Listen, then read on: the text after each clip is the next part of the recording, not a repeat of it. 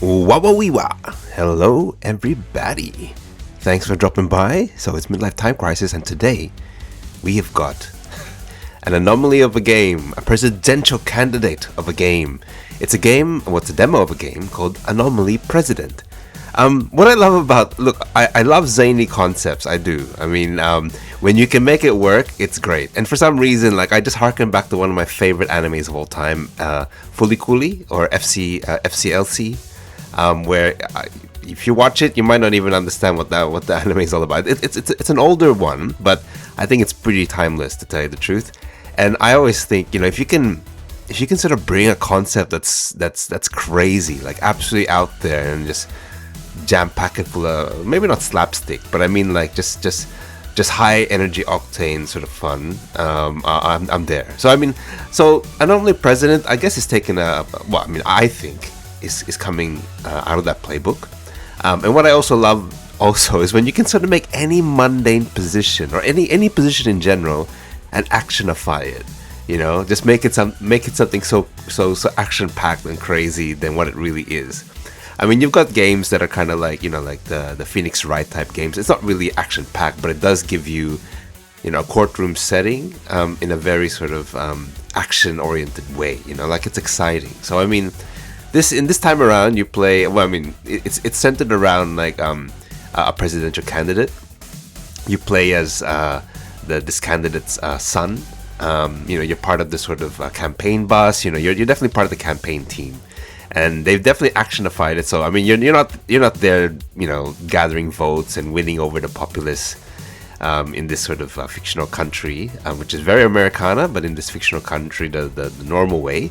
You're doing it in a roguelike action way, which is pretty fun. So I mean, you can sort of think already, sort of come up with sort of wonders in your head of what that might mean. But I mean, it's just a standard sort of action platformer. Maybe more on the action side, with very roguelike type of elements, meaning that you sort of get powered up in your the levels that you're sort of fighting through, and there's a base management mechanic, which is pretty cool. I mean, basically it's your campaign bus. That is your base. So I mean, it kind of looks like a mobile game a little bit, but it's not. I mean, it plays very much like a console/PC game, and it looks pretty fun. So hey, we're gonna deep dive. Well, not deep dive. We're gonna have a glimpse in the Anomaly President, and yeah, I hope to see you on the other side.